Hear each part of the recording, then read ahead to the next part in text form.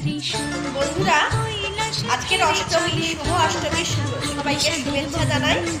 শুভ অষ্টমী। আমি আর হিয়া বেরিয়ে পড়েছি, কেন নবমীতে আমার প্রোগ্রাম আছে, দশমীতেও প্রোগ্রাম আছে,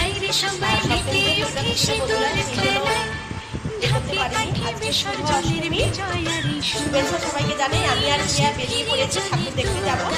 এই নন্দীগ্রাম টেকুয়া আসনতলাতে ঠাকুর দেখতে যাবো, সেটি আপনাদের দেখাবো। আমাকে